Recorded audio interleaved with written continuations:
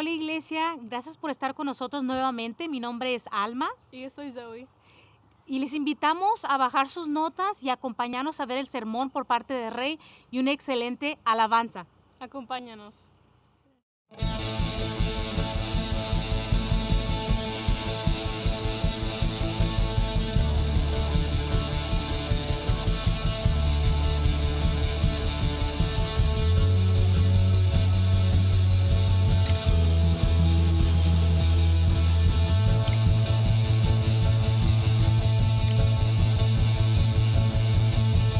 Los que busquen la verdad y sus fuerzas renovar, vengan a los pies del Salvador. Los que tengan hambre y sed y anhelen más de Él, vengan a los pies del Salvador. Dios está aquí, Él reina aquí, Él reina aquí. Su gracia está aquí, Él reina aquí, Él reina aquí. Dios está aquí.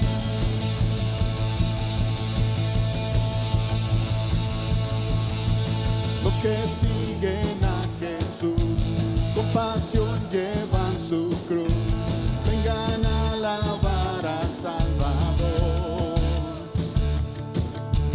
Los que perseveren hoy, vencerán todo temor, vengan a alabar al Salvador. Dios está aquí, Él reina aquí, Él reina aquí.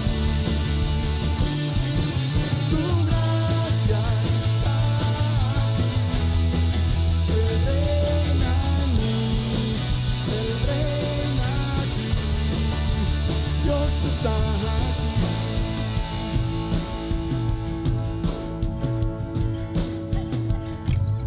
Nadie nos separa, Dios está aquí.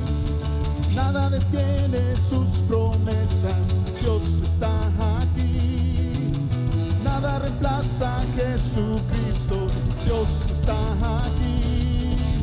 Sin pensar, sin temor, hay libertad, Él está aquí.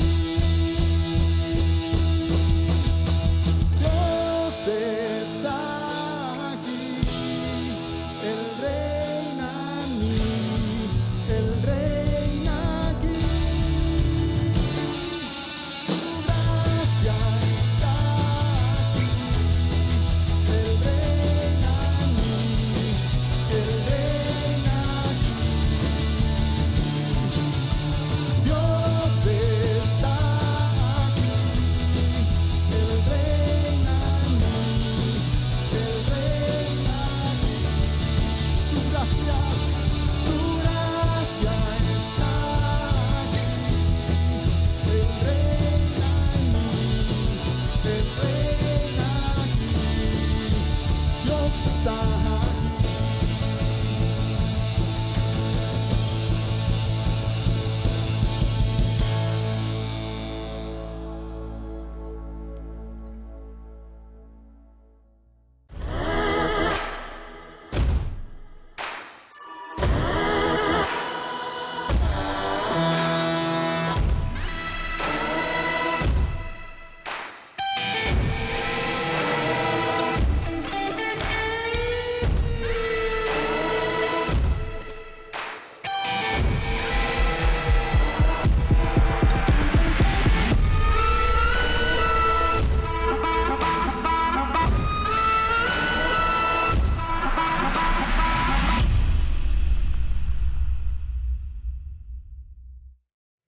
Domingo 8 de enero de 1956, a las orillas de un río solitario en las selvas de Ecuador, 5 misioneros, con la pasión en el corazón y con el deseo firme de venir a compartir a Cristo, aterrizan para predicarle el Evangelio a una tribu de indígenas ecuatorianos, sin saber que era la sentencia de su muerte, porque esta misma tribu a la que ellos iban a hablarles de Jesús, los asesinaron.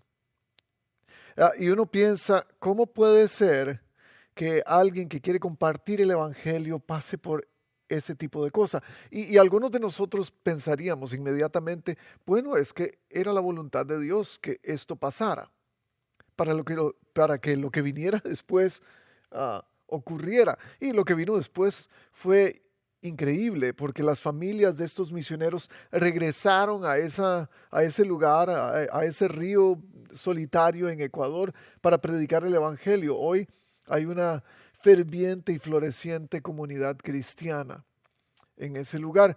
Pero el asunto aquí es, ¿fue la voluntad de Dios que ellos tuvieran que morir para que esto ocurriera? O más bien fue porque ellos estaban cumpliendo la voluntad de Dios. A pesar de la situación, Dios usó lo que pasó para que su reino fuera extendido. Hoy entramos a este texto en Hechos capítulo 8 con esa pregunta y con ese interrogante. ¿Qué es lo que pasa? ¿Por qué es que algunas veces somos perseguidos? ¿Por qué algunas veces somos llevados hasta el punto de sufrimiento? Para que el reino pueda ser extendido. Y es que hace Dios estas cosas, crea Dios estas cosas para que su reino sea extendido, o su reino es extendido a pesar de que ocurran estas cosas. Y hoy vamos a acercarnos al texto de Hechos con esa interrogante, como lo dije antes. Bienvenidos a todos. Hoy queremos compartir el mensaje de esperanza de Cristo Jesús que nos está presentando en el libro de Hechos, el comienzo de la iglesia. Y con esta idea, sabiendo que esta es la iglesia creciente, esta es la iglesia que florecía en ese momento, la iglesia recién nacida, yo creo que debemos tomarlo como una palabra de ánimo para nosotros, porque si usted es parte de la iglesia de Cristo y todavía no siente ese crecimiento, ese alumbramiento, ese florecimiento en su vida, tal vez esto es lo que tiene Dios para usted hoy. Entonces, bienvenidos de donde quiera que nos estén viendo. Gracias por estar con nosotros. Y vamos a empezar leyendo nuestro texto, Hechos capítulo 8, de los versículos 1 al 8, los primeros 8 versículos, y nos acercamos al texto leyendo. Dice, aquel día se desató una gran persecución contra la iglesia en Jerusalén, y todos, excepto los apóstoles, se dispersaron por las regiones de Judea y Samaria. Y déjeme comentar un poco en esto, porque esta es la primera persecución que los cristianos tuvieron como grupo. Antes los discípulos, los apóstoles ahora, habían sido perseguidos individualmente o en pareja, o los habían traído, recuerdan, al concilio, algunos de ellos, a Pedro, ahora Esteban. Esta persecución los ha forzado a tener que dispersarse, a tener que salir e ir a los lugares a los cuales ellos habían evitado ir. Porque recuerden, en Hechos capítulo 1, versículo 8, Jesús les ha mandado a los discípulos, vayan y dispérsense a lo largo de esta zona. Prediquen primero en Jerusalén, luego vayan a Judea, luego vayan a Samaria y después a lo último de la tierra. Pero hasta este punto, los cristianos no han obedecido esta orden, sino que se han quedado en Jerusalén. No habían hecho esto. Entonces la persecución comienza y los impulsa a tener que salir de Jerusalén. Y aquí es donde entramos con la pregunta que hice al principio. ¿Fue la voluntad de Dios que persiguieran a la iglesia para que el evangelio fuera predicado? Yo creo que la voluntad de Dios no fue la persecución. La voluntad de Dios fue la extensión del reino. Y es que Dios puede usar circunstancias de cualquier tipo para hacer que su reino sea extendido. Dios no las crea necesariamente. Sin embargo, Él las puede usar. La cosa es esto, mi gente. Dios no desperdicia nada. Dios no desperdicia una mala situación, Dios no desperdicia una buena situación, cualquiera que sea la circunstancia, dura, eh, que sea una circunstancia alegre, que sea una circunstancia especial en su vida, Dios no la va a desperdiciar. No es la voluntad de Dios la circunstancia, sino el ser fieles y que extienda y que su reino sea extendido. Esa es la voluntad de Dios, en realidad. La primera persecución, entonces, sigue diciendo, versículo 2, unos hombres piadosos sepultaron a Esteban e hicieron gran duelo por él. Recuerden, la semana pasada Esteban muere apedreado por sus perseguidores.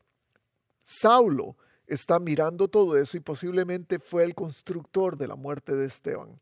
Saulo, quien eventualmente en el libro de Hechos se va a convertir en Pablo, el gran predicador, el gran misionero del Nuevo Testamento. Pero nos está recordando que unos hombres piadosos sepultaron a Esteban e hicieron gran duelo por él. No se nos dice si estos hombres eran creyentes, si posiblemente eran judíos, pero no se nos dice si eran creyentes. Se nos dice que eran justos, personas que hacían lo correcto. No sabemos si compartían o no el evangelio, o si compartían o no la salvación de Cristo en este momento. Sabemos que eran justos y por eso se dieron cuenta de lo que estaba pasando con Esteban y le dieron sepultura. La justicia del ser humano existe sin importar cuál sea su credo, sin importar si es creyente en Cristo, sin importar cuál sea su religión. Hay mucha gente justa. Sin embargo, estos hombres, a través de su justicia, no necesariamente eran salvos, pero se dan cuenta que está ocurriendo una injusticia y van y la solventan. Me pregunto cuántos cristianos en nuestra justicia hacemos eso. ¿Cuántos cristianos nos hemos parado en la brecha para hablar acerca de lo que no es justo y lo que sí es justo? ¿Cuántos de nosotros hemos solventado algún acto de injusticia en los últimos meses? Y usted sabe, en este país se ha estado hablando últimamente de lo que es justo, de lo que es injusto, racialmente, políticamente, socialmente. Hay un montón de maneras de verlo en realidad. Pero como cristianos nosotros, ¿cuántas veces nos hemos parado en la brecha para decir esto no es justo? Y hemos hablado de una manera profética y poder pararnos y decir esto es lo que es correcto delante de los ojos de Dios. Para estos hombres, el hacer luto público no podía ser posible por varias razones, principalmente porque hubieran sido señalados como simpatizantes de la nueva doctrina cristiana. Pero parece que se arrepintieron más adelante porque dice que hicieron gran duelo por él. El arrepentimiento puede haber traído salvación para ellos.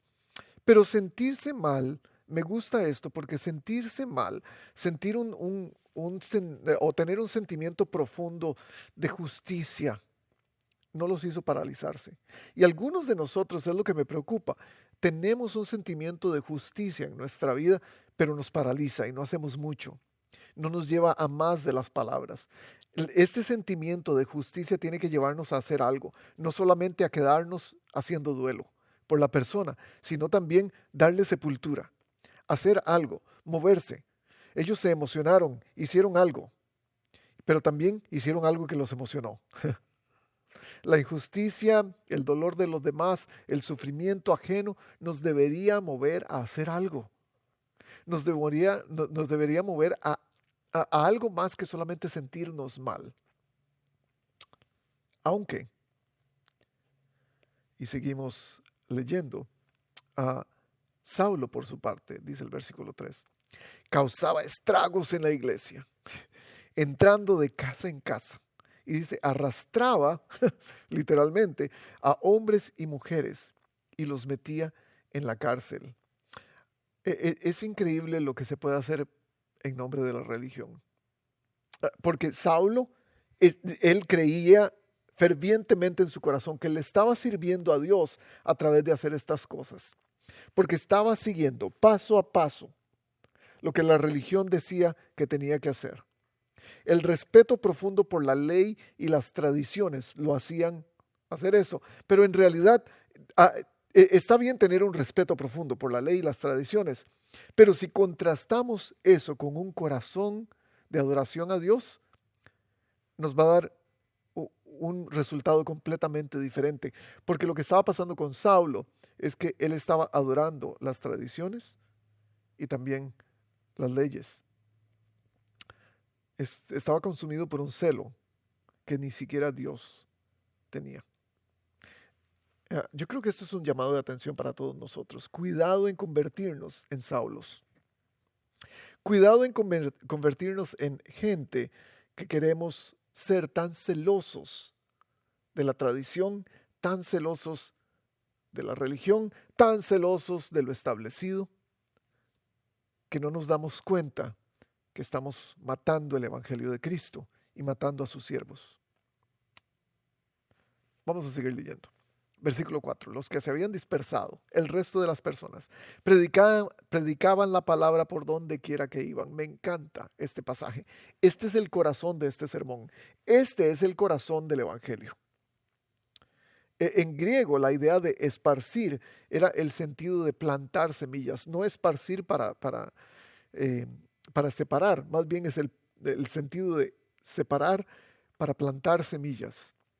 Lo que pasa cuando un sembrador sale al campo y esparce sus semillas. Ese es el concepto que nos da en el idioma griego que se escribió la Biblia.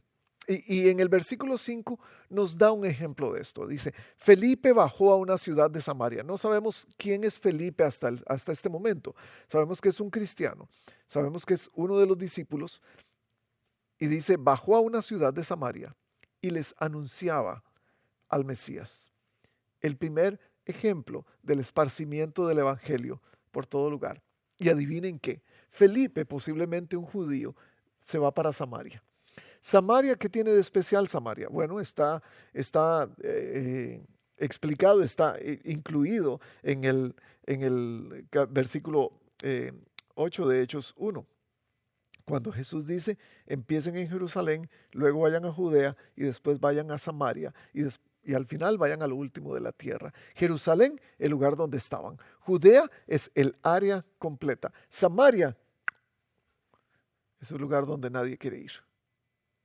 Es el lugar por donde nadie quiere pasar porque los samaritanos eran personas que se decían judíos, pero que en realidad habían sido una mezcla de razas, una mezcla de culturas, que no eran muy queridas por los judíos. Y aquí tenemos un ejemplo de la distinción racial. Aquí tenemos un ejemplo de racismo, en realidad, porque los judíos preferían no pasar por Samaria. Si tenían un viaje que hacer, preferían no pasar por Samaria y rodear el lugar. Entonces un viaje de 3 días se convertía en un viaje de 6 días, solamente para evitar pasar por Samaria. Y aquí tenemos a Felipe, entrando a Samaria, al lugar que todos quieren evitar. ¿Cuál es el lugar en tu vida que quieres evitar? Vamos a llegar ahí.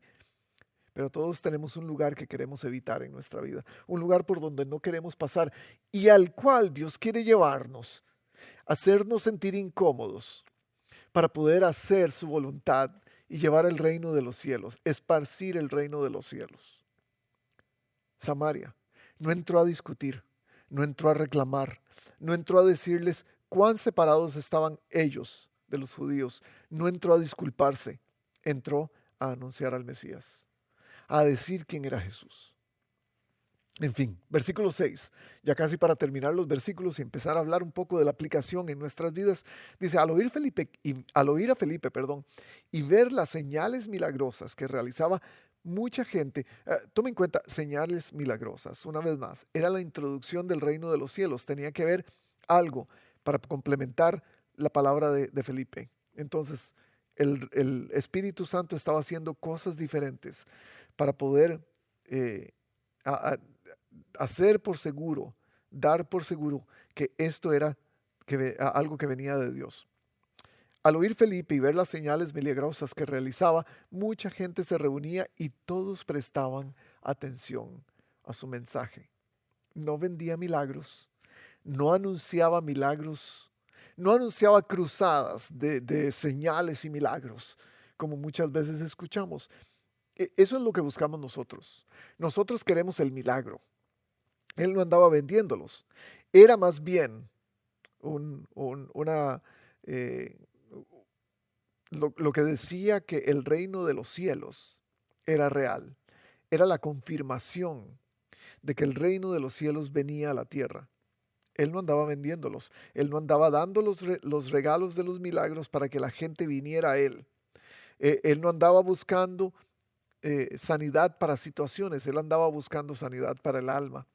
Y es que Dios quiere que escuchemos de una relación que nos va a sanar la vida, que nos va a sanar el alma, que nos va a sanar la eternidad. Nosotros queremos que nos sane la situación. Nosotros queremos que nos sane el mal, que nos sane la enfermedad, que nos sane el problema económico. Dios quiere sanar la eternidad. Y eso era lo que estaba pasando con Felipe. Él estaba anunciando al Mesías, él estaba llevando a cabo la tarea que Dios le había dado. Y entonces dice el versículo 7, de muchos endemoniados, los espíritus malignos salían dando alaridos. Ni siquiera me imagino esto, no era posiblemente una escena muy bonita. Y un gran número de paralíticos y cojos quedaban sanos. Eso suena un poquito mejor. Y aquella ciudad se llenó de alegría. Y este último versículo, el versículo 8, es lo que nos da la esperanza que necesitamos. A pesar de la persecución, a pesar del esparcimiento, a pesar de tener que pasar por el lugar que no quería pasar Felipe, a pesar de la muerte de Esteban, hay una ciudad que se llena de alegría. Hay una ciudad en Samaria que se llena de alegría. Es la alegría que tanto le hace falta a nuestra ciudad. Es la alegría que muchas veces no vemos cuando salimos y cuando estamos en el supermercado. Es la alegría que no compartimos porque estamos manejando en tráfico. Es la alegría que no compartimos porque no podemos salir, porque no le vemos la cara a los demás, porque está cubierta con una máscara. Y es lo que yo me pregunto, ¿cuántos de nosotros como Felipe somos llevadores de alegría a nuestra ciudad? ¿Cuántos de nosotros llevamos alegría a donde estamos, a pesar de que sea el lugar donde no queremos estar? Ninguno de nosotros quiere estar en este lugar de pandemia. Ninguno de nosotros quiere pasar por este proceso de virus y de cuarentena y de máscaras y de distanciamiento social. Nadie quiere hacer eso, pero ¿cuántos de nosotros, a pesar de eso, podríamos llevar alegría a nuestra ciudad? Y esa es mi pregunta. ¿Va a ser la iglesia North Coast o cualquier iglesia donde usted pertenezca, va a ser un elemento de alegría para su ciudad? Es solamente si ponemos nuestro llamado en práctica. Y quiero pasar el resto de nuestros minutos hablando de esto. ¿Cómo nuestro llamado, del que hablamos las semanas pasadas, puede ser puesto en práctica para llevar a Cristo a donde estemos? Voy a comenzar diciendo esto. Todos los cristianos tenemos una tarea. Todo cristiano tiene una tarea. Si usted ha aceptado el reino de los cielos en su vida, si usted le ha dicho que sí a Cristo para seguirlo, para ser un seguidor de Él, usted va a tener una tarea. Los apóstoles, interesantemente, se quedaron en Jerusalén. Los que salieron fueron los demás, el resto del pueblo. Los demás fueron dispersados y llevaron el evangelio a todos los lugares alrededor. Podemos pensar que los apóstoles eran los privilegiados, ellos eran los que tenían la tarea, porque Jesús les dio de primera mano lo que tenían que hacer. Muchas veces pensamos que la gente privilegiada espiritualmente son los que tienen una tarea especial.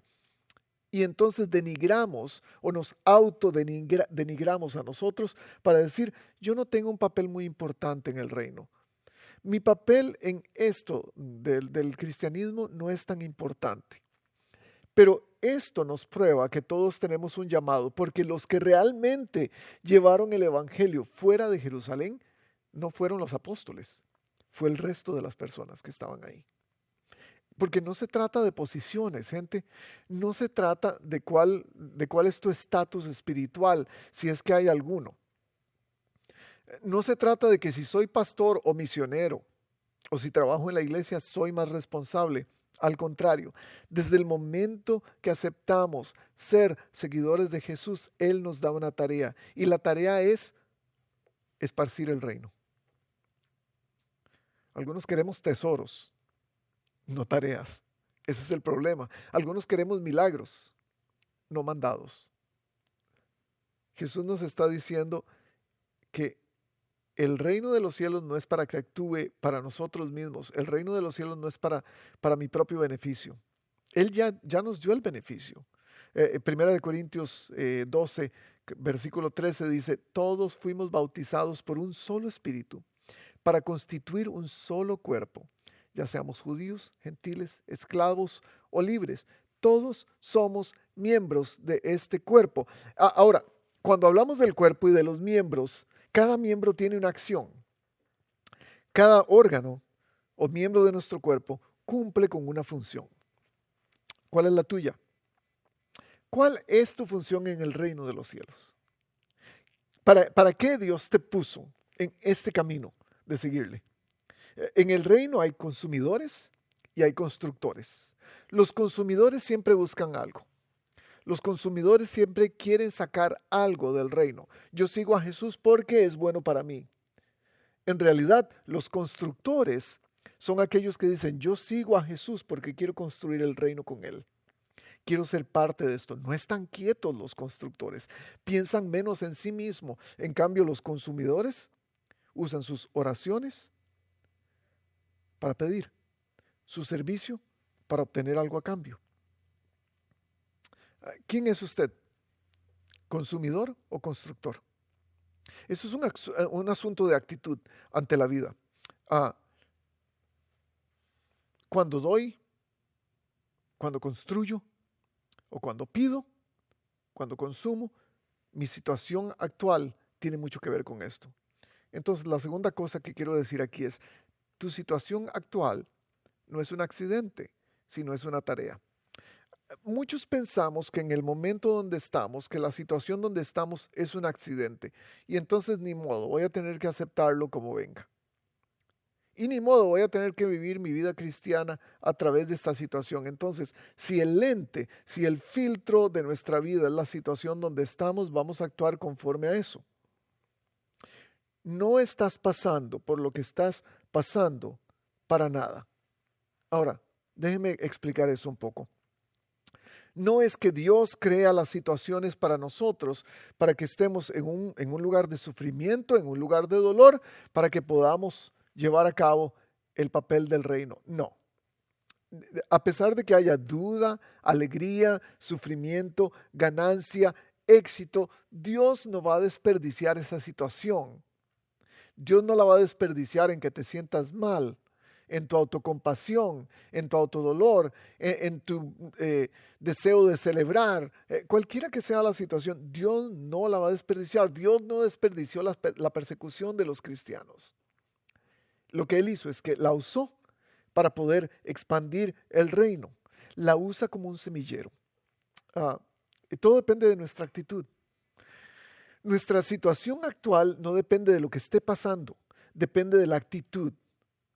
¿Ese es el éxito que vamos a tener para pasar a través de ella y salir de ella o no? O quedarnos en ella. Nuestra actitud. Si tenemos dos actitudes. Hay una actitud de queja o hay una actitud de quebrantamiento. Suenan negativas las dos, pero déjeme explicar un poco. Si tenemos una actitud de queja, nos hacemos merecedores de todo. Me voy a quejar por todo porque yo merezco todo. Me voy a quejar por mi situación actual. Me voy a quejar porque Dios no me ha dado. Me voy a quejar porque no tengo tal cosa. Me voy a quejar porque no he llegado a un punto de mi vida donde... Entonces usted va a comparar con todo el mundo.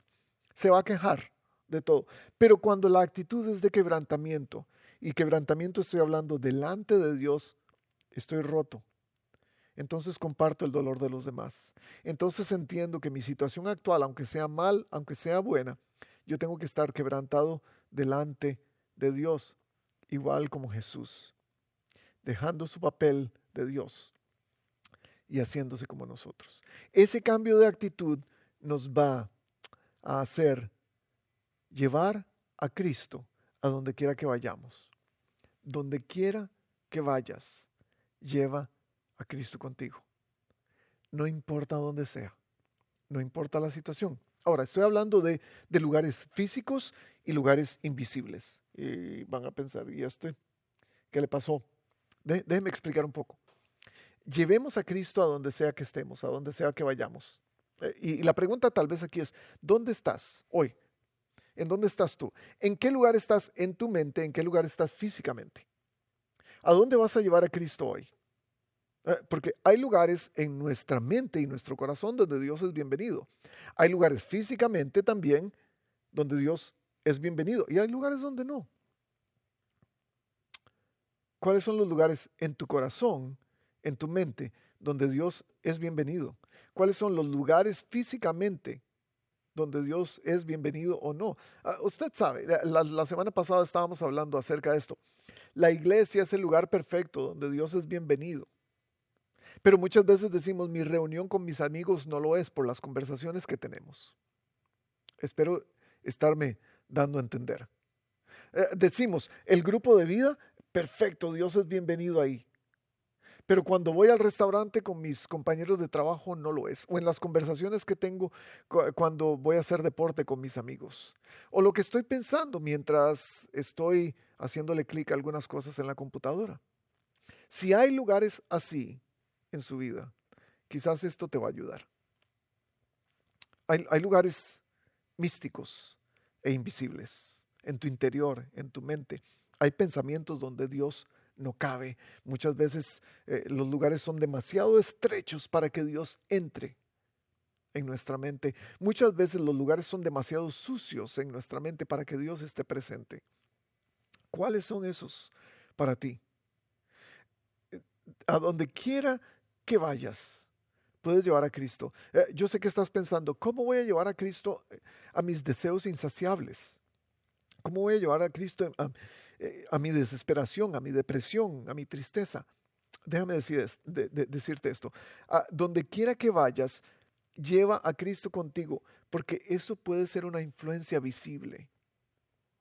El impacto de tus palabras y tus actos puede ser una influencia palpable a donde vayas, físicamente, en donde estés.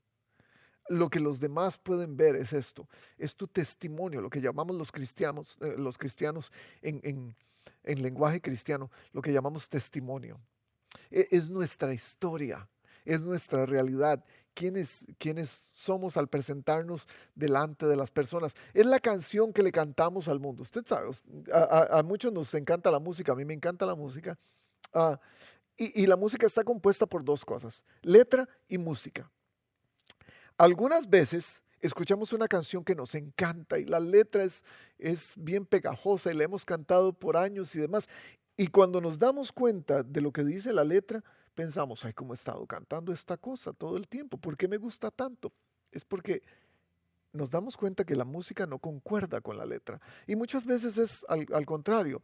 Nos encanta la letra de la canción, wow, qué letra, pero si le hubieran puesto otra música sería mucho mejor. De esto estoy hablando.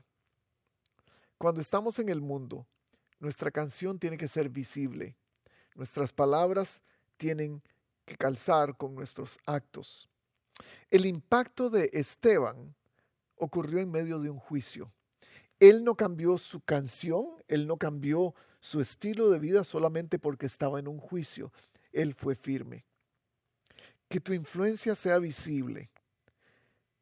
Algunas veces no tomamos en cuenta el poder que tienen nuestras palabras y nuestros actos. ¿Qué haces cuando vas a un lugar diferente que no es la iglesia o que no es tu grupo de vida? ¿Qué dices cuando estás hablando por teléfono o mandando textos o escribiendo un post en Facebook? ¿Cuáles son tus palabras? Si eres un consumidor, usas tus palabras para reclamar o para declarar lo que Dios debería hacer por ti. Si eres un constructor, usas tus palabras intencionalmente. Esto es lo que dice Primera de Pedro 2:12. Mantengan entre los incrédulos una conducta tan ejemplar que aunque los acusen de hacer el mal, ellos observen las buenas obras de ustedes y glorifiquen a Dios el día de la salvación. De la misma manera, Pablo nos dice en Colosenses 3:17, todo lo que hagan de palabra o de hecho, háganlo para la gloria de Dios, dando gracias a Dios el Padre por medio de Él. Hay una influencia visible que usted y yo tenemos, a través de palabras y de hechos, donde quiera que vayamos, en frente de las personas. Pero también hay una influencia invisible. Esta influencia visible es lo que se ve, son las acciones, son las palabras. La influencia invisible es nuestro carácter, es lo que construimos dentro de nosotros, lo que hay en nuestro corazón y en nuestra mente. Es el impacto de mi relación con Dios, es el impacto de la vida espiritual que tenemos, el impacto que Esteban dio por su relación con Dios.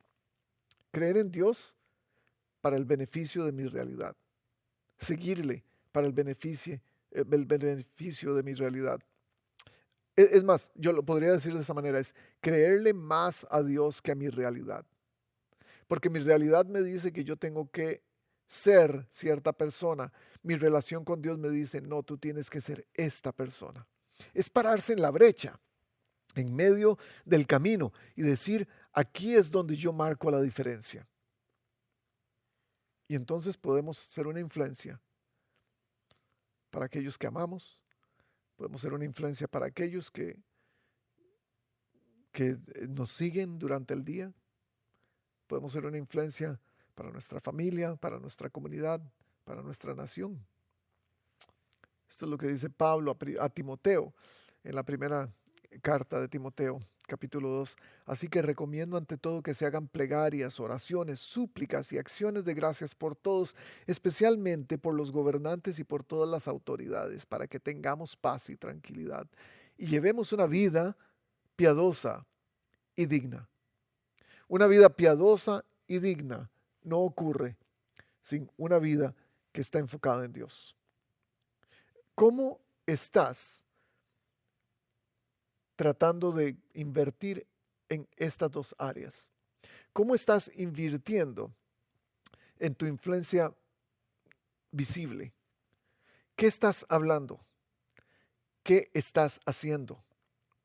¿Qué tipo de actos le estás dando a tus hijos para que ellos repitan? ¿Qué tipo de palabras estás diciendo para que las demás personas estén influenciadas por ellas? Porque déjeme decirle a cada uno de ustedes, lo que escribimos en nuestras redes sociales es una influencia para los demás de alguna manera. Pero también lo que escribimos y lo que decimos es un reflejo de lo que somos. Y esa es la influencia invisible, la influencia que necesitamos tener de Dios primero para nosotros poder darla a los demás. Contextualizado, aunque no podemos ver lo que nos está atacando, podemos prevenirlo y combatirlo con nuestras acciones y nuestras palabras. No podemos ver este virus, pero lo estamos combatiendo con máscaras, lo estamos combatiendo con jabón y agua, lo estamos combatiendo con distancia. ¿Cómo estamos combatiendo el ataque espiritual en nuestra vida? Tiene que haber un carácter primero para poder hacer una acción. Voy a terminar con esto. ¿Cómo podemos representar a Jesús entonces en este mundo? A pesar del esparcimiento, a pesar de la persecución, ¿cómo podemos representar a Jesús? A pesar del problema, a pesar del virus, a pesar de la situación. Dos cosas. La primera, viviendo justamente. Y esto tiene que ver con nuestras acciones, como hablaba antes. Esto va a representar la manera de vivir de cada uno de nosotros. Esto va a representar el tipo de vida que tengas. Si Jesús vino a traer justicia, paz, Él quiere que seamos justos, quiere que seamos pacificadores. Entonces, básicamente, ¿qué es lo que Dios pide de nosotros? Según Miqueas capítulo 6 dice, ya se te ha declarado lo que es bueno. Se te ha dicho lo que espera el Señor de ti, que ames la justicia, que ames la misericordia, que te humilles ante tu Dios. Es saber elegir, gente, entre lo legal y lo ilegal, saber elegir entre lo correcto y lo incorrecto, saber elegir entre la buena broma y la mala broma, saber elegir entre lo que tengo en lo que tengo que exponer a mis hijos y no tengo que exponerlos para los que tenemos hijos pequeños. Es saber reconocer injusticia y combatirla con justicia. Es saber reconocer odio y combatirlo con amor. Es ofrecer gracia cuando no hay ningún tipo de opción para ofrecer. gracia, solamente porque se nos ha ofrecido a nosotros primero. Es más que solo ser bueno, cualquiera puede ser bueno. No solo los cristianos somos buenos, hay personas muy buenas en el mundo, pero tiene que ver más que eso. Esta bondad que expresamos en nuestro corazón tiene que venir de algo más profundo. Es ser más como Jesús, el Jesús de la Biblia, no el Jesús que yo quiero entender, que me gusta entender. Entonces vivir justamente es lo que sale. Pero quizás esta es la parte más importante, y número 2 para terminar, es orar persistentemente. Esto tiene que ver con mi carácter. No es que el que ora más tiene un carácter más aceptable delante de Dios. No me malinterpreten. Es que la oración representa mi cercanía con Dios, mi relación con Dios. Esto tiene que ver con el carácter que tengo, porque si quiero decir que sigo a Dios, voy a también querer estar cerca de Él, aprender más de Él. Una vez más, 1 Timoteo 2, versículo 1. Así que recomiendo ante todo, dice Pablo, que se hagan plegarias, oraciones, súplicas y acciones de gracia por todo. Es estar en constante comunicación con Dios.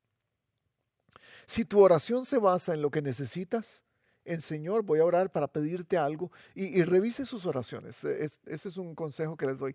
Revise sus oraciones diarias. Si usted ora más para pedir que para agradecer, que para ofrecer, yo creo que va a tener que va a tener que evaluar qué está pasando en su vida.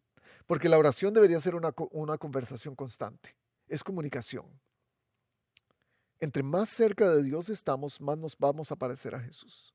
De eso se trata esto. De eso se trata el carácter. Por eso es que la oración es tan importante. Es una conversación. Y usted me puede decir, pero es que es tan difícil orar. Es que me acuesto y me quedo dormido orando. Bienvenido a mi mundo. Es que orar no es fácil. Es que no tengo las palabras para orar. Por supuesto, orar no es fácil cuando tenemos barreras religiosas y pensamos que orar tiene que ver con decir palabras correctas. O pensamos que orar tiene que ver con nuestra posición espiritual, donde estemos. No es difícil orar cuando derribamos esas barreras religiosas. No es difícil orar cuando entendemos que Jesús vino a nosotros y no somos nosotros los que vamos a Él. La semana pasada, si no ha escuchado el sermón, escúchelo, iglesianorcos.com. Cuando nosotros tenemos la idea de que nosotros somos los que hacemos posible esta relación, vamos a pensar que nuestro carácter tiene que ver con nosotros mismos. No, esta relación la hace posible Dios. Él es el que vino a nosotros, Él es quien toma la iniciativa. Nosotros no vamos a Él, Él viene a nosotros.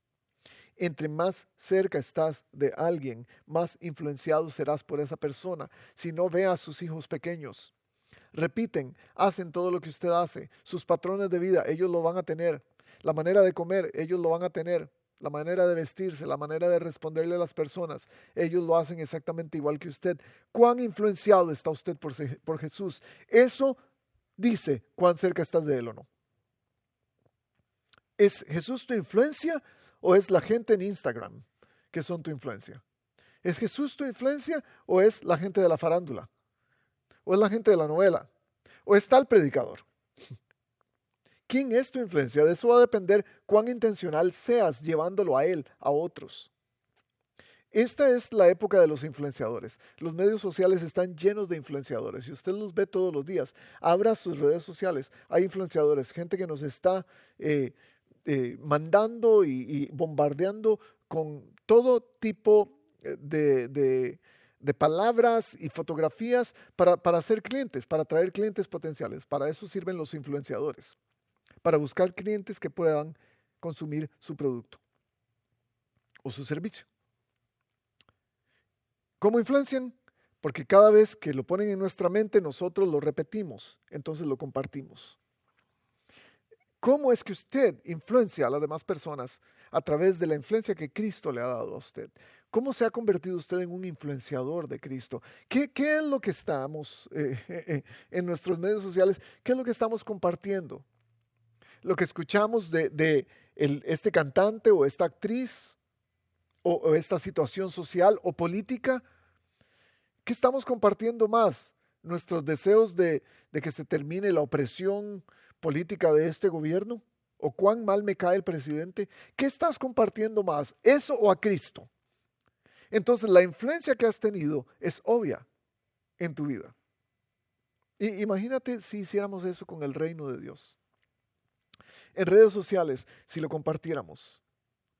Si compartiéramos el reino de Dios durante el mandado, si compartiéramos el reino de Dios en la oficina, si compartiéramos el reino de Dios cada vez que vamos a hacer deporte con nuestros amigos, si compartiéramos a Jesús en nuestros postings de redes sociales, de Instagram, de Facebook, si compartiéramos a Jesús en nuestra familia, en el aislamiento, en la dispersión, en el dolor, en la persecución, en la incertidumbre de una pandemia.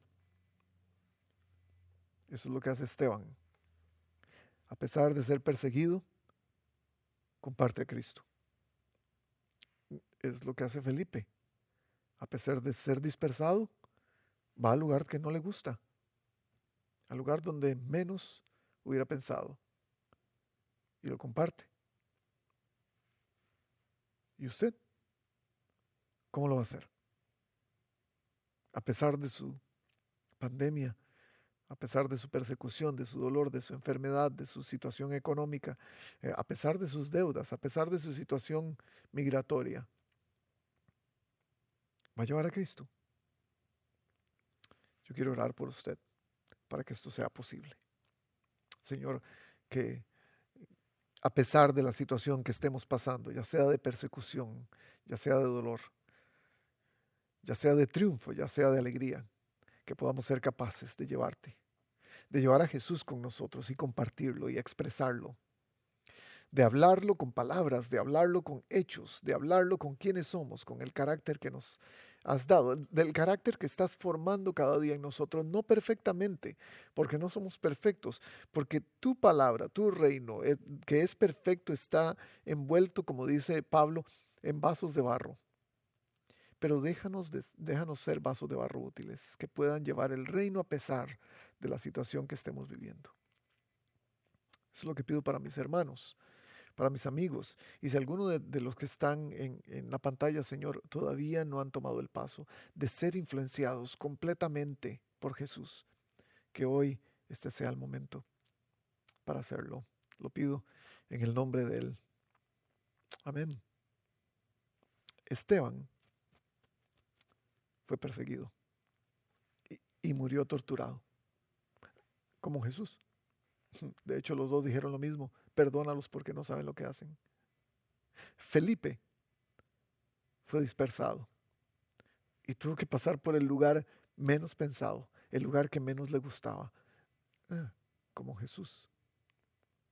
Ambos llevaron el mensaje del reino valientemente, completamente, influenciados por alguien más grande, como Jesús lo hizo. Llévalo. Hola Iglesia, gracias por acompañarnos. No olviden seguirnos en redes sociales y nos vemos para la próxima.